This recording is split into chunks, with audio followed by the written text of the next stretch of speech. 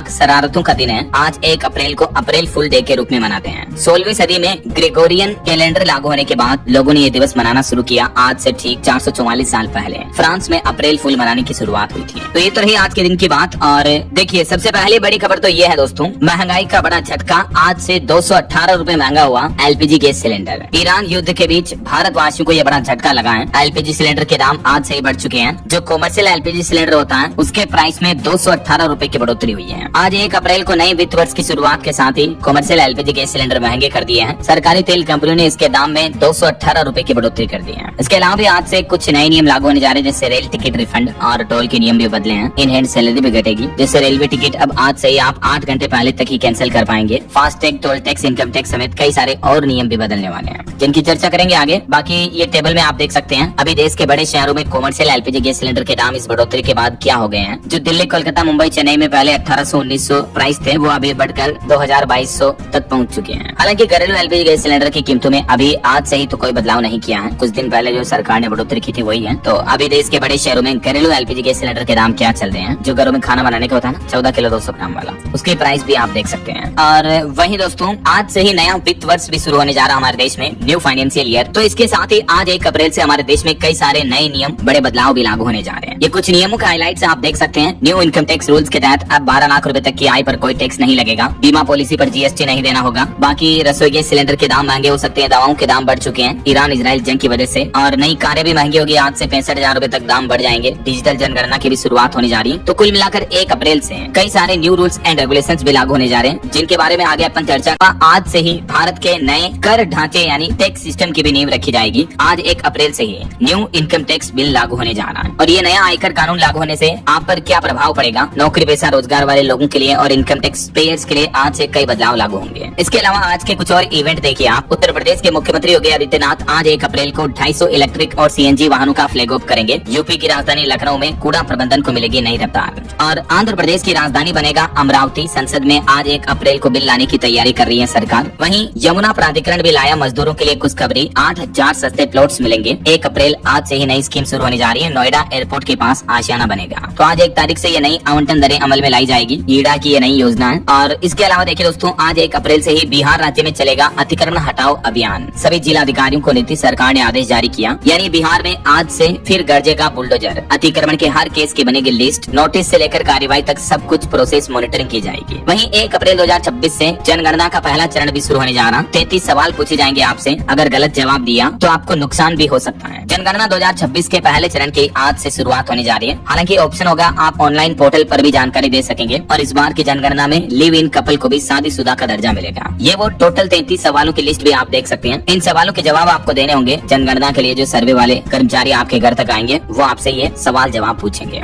ये जनगणना total 2 phase में होगी। मैंने आपको बताया था कल ही अपडेट। पहला चरण अप्रैल से सितंबर 2026 तक इस साल चलेगा और दूसरा चरण अगले साल फरवरी 2027 में शुरू होगा। चलिए अगला अपडेट देखिए दोस्तों। उत्तर प्रदेश के श्रमिकों की भी आज 1 अप्रैल से बढ़ेगी दैनिक मजदूरी। कालीन और कांच उद्योग के कामगारों को सीधा फायदा मिलेगा। यूपी के संगठित और असंगठित क्षेत्र के लाखों श्रमिकों की दैनिक मजदूरी आज से ही बढ़ने जा रही है। यूपी श्रम विभाग ने महंगाई को देखते हुए मूल दरों और महंगाई भत्ते में संशोधन यानी बदलाव किया है। और इस बढ़ोतरी के तहत औसतन 10 से 14 रुपए प्रतिदिन की बढ़ोतरी की गई है। ऐसे में किन किन श्रमिकों के लिए कितनी बढ़ोतरी हुई है, डिटेल जानकारी आप देख सकते हैं। अर्ध कुशल, कुशल और अकुशल श्रमिकों के लिए अब मिनिमम दिहाड़ी मिनिमम मजदूरी इतनी पर डे होगी। जो पहले कितनी थी बढ़कर कितनी हो चुकी है, जानकारी आप देख सकते हैं। और मौसम विभाग ने भी चेतावनी जारी की। आज 1 अप्रैल को दिल्ली समेत देश के 19 राज्यों में भारी बारिश तूफान की चेतावनी है। 75 किलोमीटर प्रति घंटा की रफ्तार से हवाएं भी चलेगी। तो आगे मैं आपको बताऊंगा और भी पूरे मौसम समाचार विस्तार से। फिलहाल आगे बढ़ते हैं खबरों में। कुछ ईरान इजराइल जंग से जुड़े बड़े अपडेट्स देख लेते हैं। तो देखिए दोस्तों, ईरान पर अमेरिका और इजराइल के हमलों को 32 दिन हो चुके हैं। इस बीच अमेरिकी राष्ट्रपति डोनाल्ड ट्रंप ने ईरान से बातचीत का दावा भी किया। हालांकि ईरानी संसद अध्यक्ष ने इन दावों का खंडन किया है। और अभी 1 दिन पहले आपको बताऊंगा, भारत आने वाले ईरान के एक विमान पर भी अमेरिका ने हमला किया था। इस वजह से अब ईरान आग बबूला हुआ। यूएस की इस हरकत को वॉर क्राइम बताया। इस बीच डोनाल्ड ट्रंप बोले कि या तो हमसे खरीदे तेल या हॉर्मुज रूट पर करें कब्जा। दुनिया को संकट में डालकर अब डबल गेम खेलने लगे डोनाल्ड ट्रंप। फ्रांस पर भी भड़के। दरअसल ट्रंप ने यह कह दिया कि अमेरिका किसी भी देश की मदद नहीं करेगा हॉर्मुज स्ट्रेट को खोलने के लिए या हॉर्मुज स्ट्रेट से जहाजों को गुजरने के लिए।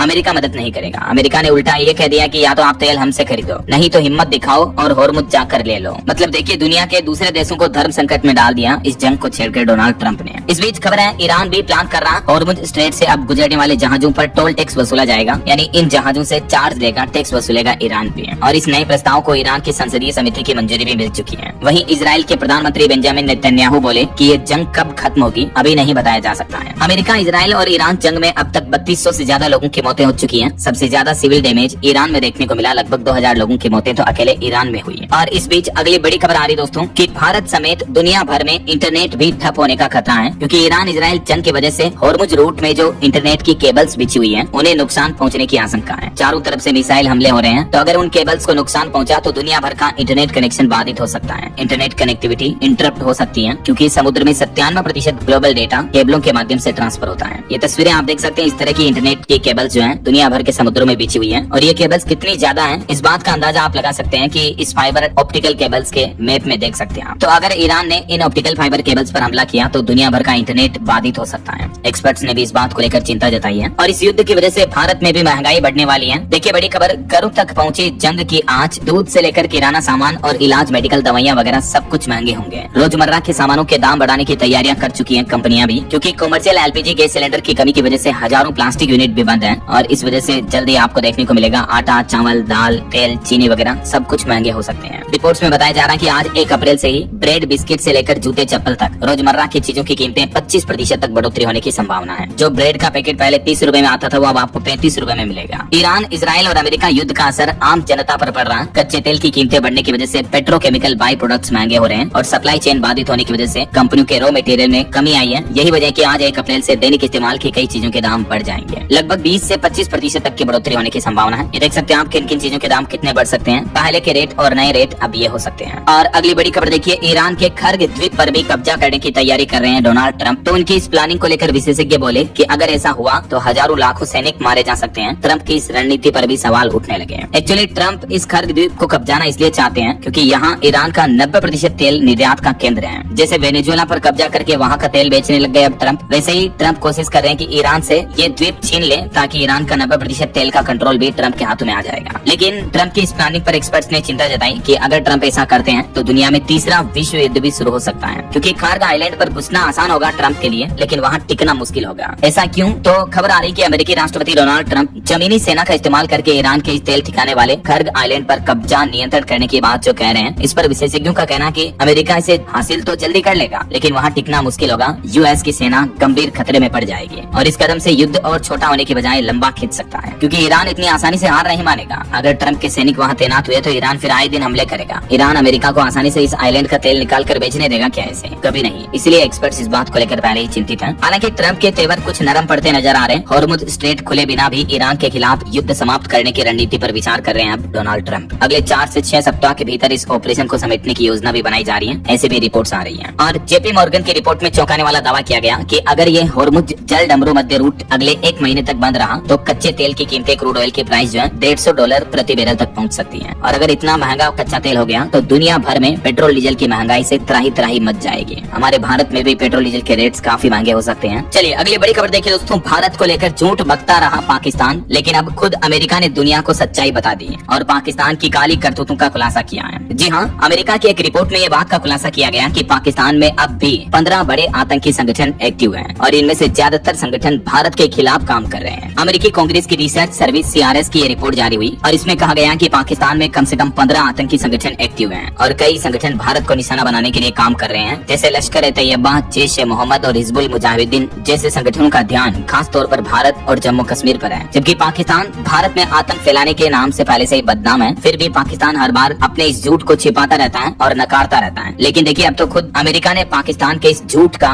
पर्दाफाश किया है। वहीं ईरान इजराइल जंग पर एक और बड़ी खबर आ रही कि ईरान ने अब खुली चेतावनी दी, कहा कि आज से अब हम अमेरिकी टेक कंपनियों पर हमला करेंगे, जिसमें माइक्रोसॉफ्ट, एप्पल और टेस्ला समेत कई सारी कंपनियों को निशाने पर बनाने का ऐलान किया है ईरान ने। गूगल, एप्पल, टेस्ला समेत अमेरिका की जो दिग्गज टेक कंपनियां हैं उन पर मिसाइल छोड़ेंगे। 18 कंपनियों को निशाना बनाएंगे हम। ईरान ने अमेरिका को ये भी खुली चेतावनी दी है और अमेरिका को इस युद्ध में भारी नुकसान भी उठाना पड़ रहा। देखिए रिपोर्ट्स आ रही कि इस युद्ध में हर दिन तकरीबन $1 अरब खर्च कर रहा अमेरिका। मिसाइल, ड्रोन और डिफेंस सिस्टम को भारी नुकसान हो रहा है। इस बीच एक रिपोर्ट में ये भी दावा किया जा रहा है कि ईरान में सत्ता परिवर्तन हो चुका है। ये कहना है अमेरिका के रक्षा मंत्री पीट हेगसेथ का। वो बोले कि ईरान में सत्ता परिवर्तन हो चुका है, अब समझौता करो वरना हम बड़े हमले करेंगे और नाटो पर भी फैसला जल्द ही लिया जाएगा। तो ये कुछ ईरान इजराइल जंग से जुड़े अपडेट्स रहे दोस्तों। चलिए आगे बढ़ते हैं वतन खबरों में। देखिए अगला अपडेट, वैज्ञानिकों की एक रिसर्च में चौंकाने वाला खुलासा सामने आ रहा कि कि एआई डेटा सेंटर से हमारी धरती का तापमान बढ़ रहा है। इन सेंटर्स के आसपास 2 डिग्री तक गर्मी बढ़ी। भारत में भी 8 एआई डेटा सेंटर हैं। चलिए अगली खबर देखिए, आईटी रूल्स भी बदलेंगे कंपनियों के लिए। केंद्र सरकार ने कहा कि अगर निर्देश नहीं माने तो सेफ हार्बर खत्म होगा। अब हर कंटेंट के लिए सोशल मीडिया कंपनियां ही जिम्मेदार होगी और यूजर्स का डेटा भी बिना परमिशन के डिलीट नहीं कर सकेंगे। केंद्र सरकार की तरफ से आईटी नियमन 2021 में बदलाव का ये नया मसौदा जारी किया है और इससे सोशल मीडिया प्लेटफॉर्म्स अब सरकारी निर्देशों की अनदेखी नहीं कर सकेंगे, यूजर्स का डेटा डिलीट नहीं कर सकेंगे। और भी इन नियमों के बारे में थोड़ी जानकारी आप आसान भाषा में समझ सकते हैं यहाँ डिटेल्स में। हाल ही में आपको पता होगा एआई कंटेंट पर लेबलिंग वगैरह को लेकर भी सरकार ने नई गाइडलाइंस जारी की थी, जिसके तहत अब एआई जनरेटेड कंटेंट पर लेबल लगाना जरूरी होगा। सोशल मीडिया प्लेटफॉर्म्स को डीप फेक फोटो वीडियो भी 3 घंटे में हटाने होंगे। चलिए दोस्तों अगली बड़ी अच्छी खबर देखिए, हमारी भारत की इंडियन एयरफोर्स की ताकत बढ़ेगी। चीन पाकिस्तान सीमा पर लगेंगे स्वदेशी रडार। 1950 करोड़ की एक बड़ी डील फाइनल की है रक्षा मंत्रालय ने। इसके लिए BEL कंपनी के साथ ये समझौता किया है। और इंडियन नेवी के लिए भी अच्छी खबर देखिए, भारतीय नौसेना में शामिल हुए स्वदेशी पोत, दूनागिरी, संशोधक और अग्रय। इससे भारत की समुद्री सुरक्षा व मारक क्षमता में बड़ा इजाफा यानी बढ़ोतरी होगी। वही देखिए केक की रिपोर्ट में चौंकाने वाला खुलासा आ रहा है कि हमारे देश के कई सेना के जवानों को समय पर वेतन भत्ते भी नहीं मिले हैं। मिलिट्री अस्पतालों में कमियां मिली। सेना से जुड़े काम के रिकॉर्ड डिजिटल करने की भी सिफारिश की गई इस रिपोर्ट में। और पॉलिटिक्स से खबर है, कोलकाता में इलेक्शन कमीशन के ऑफिस के बाहर भाजपा और टीएमसी कार्यकर्ताओं में झड़प देखने को मिली। पश्चिम बंगाल के मुख्यमंत्री ममता बनर्जी ने आरोप लगाया, कहा कि भाजपा ने बंगाल में अवैध वोटरों के नाम जोड़ने की भी कोशिश की है। वहीं हाईकोर्ट का एक बड़ा फैसला देखिए कि मायके से मिली संपत्ति पर पति का कोई अधिकार नहीं होता है। पारिवारिक विवाद पर आंध्र प्रदेश हाईकोर्ट बोला, निसंतान महिला का सब कुछ पिता के वारिस को मिलेगा। आंध्र प्रदेश हाईकोर्ट ने कहा कि किसी हिंदू महिला को माता पिता से विरासत में जो भी संपत्ति मिली है और अगर उस महिला की मौत बिना संतान के हो जाती है, वसीयत किए बिना ही, तो उस संपत्ति पर फिर पति या ससुराल का कानूनी हक नहीं होगा, बल्कि ऐसी संपत्ति महिला के पिता के कानूनी वारिसों को दी जाएगी। मतलब वो संपत्ति वापस महिला के पीहर पक्ष की हो जाएगी। ऐसा आंध्र प्रदेश हाईकोर्ट ने एक केस पर सुनवाई करते हुए महत्वपूर्ण फैसला सुनाया। चलिए अगली खबर आ रही है, हमारे देश में अपग्रेड हो रहा सी बॉक्स पोर्टल। 17,000 थाने अब इस पोर्टल से कनेक्ट होंगे। अगर कोई महिला को कोई ताने मारे, कोई छेड़खानी करे, तो महिलाएं तुरंत इस पोर्टल पर शिकायत दे पाएंगी और शिकायत के तुरंत बाद नजदीकी थाने से पुलिस मदद भी पहुंचेगी। महिलाओं को उत्पीड़न के माहौल से बचाने के लिए केंद्र सरकार तकनीकी निगरानी तंत्र को देश के सभी 17,000 पुलिस थानों से जोड़ने जा रही है सी बॉक्स पोर्टल के माध्यम से। चलिए खबर है, वीर विक्रम यादव नए DGCA प्रमुख नियुक्त किए गए। फैज अहमद किदवई की जगह लेंगे ये। और बड़ी खबर देखिए, हाल ही में हरियाणा में जो 590 करोड़ का बैंक घोटाला सामने आया था IDFC बैंक में, तो इस घोटाले के मामले की अब CBI जांच होगी। हरियाणा सरकार ने इस मुद्दे को लेकर केंद्र सरकार को पत्र भी लिखा। कई IAS अफसर भी रडार पर आए। FD की रकम गबन की गई थी इस बैंक फ्रॉड में। इस फ्रॉड के 5 पॉइंट्स भी आप देख सकते हैं। चलिए ऑटो इंडस्ट्री से खबर है, TVS Apache RTR 160 4V launch हुई। इसकी शुरुआती कीमत 1.25 लाख रुपए है। और बॉलीवुड से खबर आ रही है, रितेश देशमुख की फिल्म राजा शिवाजी का टीजर आउट हुआ।